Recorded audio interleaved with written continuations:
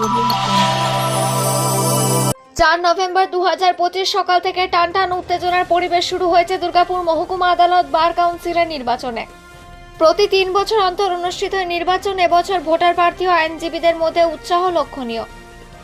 এবারে নির্বাচনের 26টি আসনের জন্য প্রতিযোগিতা করেছেন মোট 97 জন প্রার্থীদের সদস্যপদ জয়ের লক্ষ্যে প্রার্থীরা শেষ মুহূর্ত পর্যন্ত নিজেদের প্রচার কৌশলে ব্যস্ত থাকেন। ইলেকশন কমিশনার কাঞ্চন মিত্র মঙ্গলবার দুপুর 1:30 জানান, এবার নির্বাচনে মোট ভোটারের সংখ্যা 923 জন। সম্পূর্ণ সুশৃঙ্খল ও শান্তিপূর্ণ পরিবেশে ভোট গ্রহণ চলছে। আদালত পরিসর ও ভোট কেন্দ্র চত্বরের নিরাপত্তা জোরদার করা হয়েছে। ভোটের শুরু থেকে আইনজীবীদের মধ্যে ভোট দেওয়ার ক্ষেত্রে যেমন উদ্দীপনা বেড়ে আছে, তেমনি বুথের বাইরে বিভিন্ন প্রার্থী সমর্থকদের উপস্থিতি নজর কেড়েছে।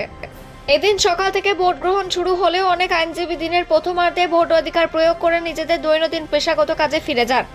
আগামীকাল ভোট গণনা শেষ হওয়ার পরেই জানা যাবে কারা আগামী 3 বছরের জন্য নতুন কমিটির সদস্য পদে আসীন হবে। ফলে বিজয়ী প্রার্থীদের নাম জানতে এখনো অপেক্ষায় পুরো আইনজীবী মহল।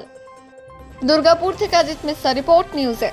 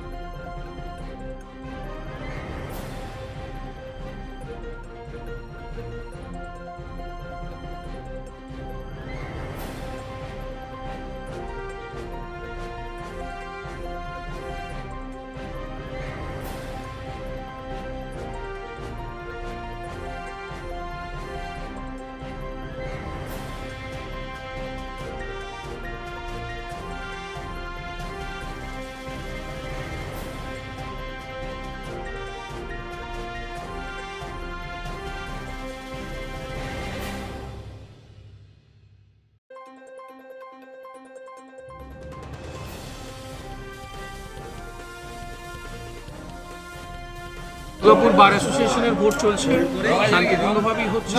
ভোটারদের ভেতরে সাড়া পাওয়া যাচ্ছে, এখনও অবধি সব ঠিকই চলছে। আমাদের মনে হচ্ছে যে আজকে নির্দিষ্ট সময়ের মধ্যেই ভোট হয়ে যাবে। আর ভোটের নিয়মকানুনগুলো বারবার বলা হচ্ছে, সবাই সেটাকে ফলো করছেন এবং আমরা আশা করছি ম্যাক্সিমাম নাম্বার অফ ভোট করবে। কতজন ভোটার আছেন? ভোট হচ্ছে 923 জন টোটাল ভোটার। তার ভেতরে যতজন আসছে দেখা যাক কতজন আসে।